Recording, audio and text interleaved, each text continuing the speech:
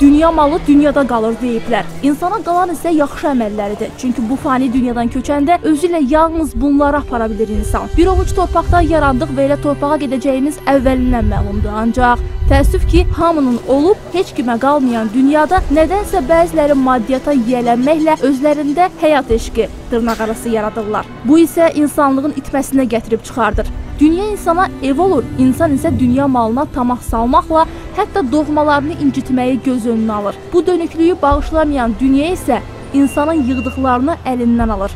Bir sözlə, ölüm bir həqiqət olaraq bəşəriyyətin qarşısında dayanıb. İlk mənzilimizlə son mənzilimiz arasındakı məsafə çox azdır. Bəlkə də biz yol kənarlarından, bax bu qəbirstanlıqların yanından keçərkən heç düşünməmişik ki, hətta son mənzilimiz bir addımlığımızdadır.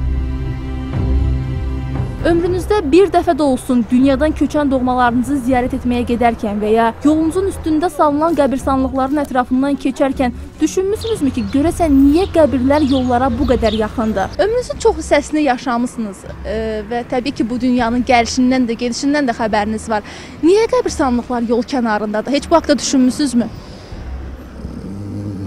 Məlum məsələdir ki, bu insanlar getdiyi yolun əvvələn axırın burada görürlər. Yəni, biz ümumiyyətlə bu planetə mi deyim, bu yerə deyim, müvəqqəti gəlmişik. Hamımız gəlirik və köçürük. Yol kənarında da bu insanlar görməlidir ki, bu insanların əvvəli, axırı haradır.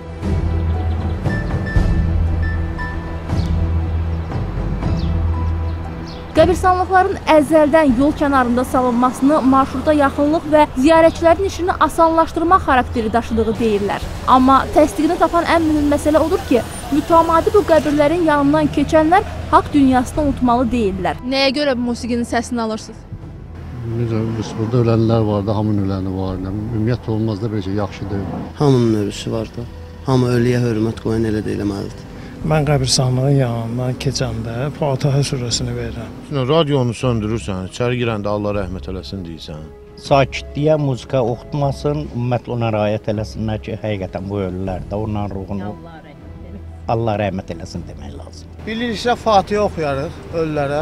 Böyle sakit, siqnalsız gedərik də. Bu dünyada uzun deyil, mənalı və xeyirxah əməllərlə yaşamağa üstünlük verməlidirlər. İnsan düşünməlidir ki, bu dünyada nə qədər rifahda, nə qədər uzun yaşamaq arzusunda olsa da belə, sonunda cəsəd olaraq o istiqamətə, qəbirstanlığa, amma ruh olaraq da cismi cəsədi tərk eləyib, yaradanın, əmri ilə gəldiyi bir məqama, bir məkana dönəcək, onun huzuruna dönəcək. Yol üstündə qəbirstanlıqların olması müdriklər tərəfindən, ağsaqqallar, din xadimləri, alimlər tərəfindən məqsəd yönlü şəkildə salınır ki, insanlar bir qədər mənəviyyatlarına, bir qədər ümumiyyətlə doğmaların belə itirdiklərinə görə ətrafındakı gördükləri insanların bir zaman cismən yoxluğun dərk eləyib də bu dünya malına, sərvətinə, bu dünyada olan bəzi mənəviyyatla bağlı olan məsələlərdə öz iş dünyalarını zənginləşdirsinlər. Psixoloqlar da deyir ki, qəbirstanlıqların yol kənarında salınması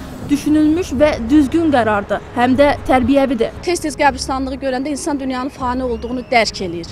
Bəlkə də insan uzaqlaşır o ruhi aləmdən, amma qəbirstanlığı görəndə onu yadına salır. Hafizəmizi sanki təzələyir, bax o qəbirstanlıqları görmək.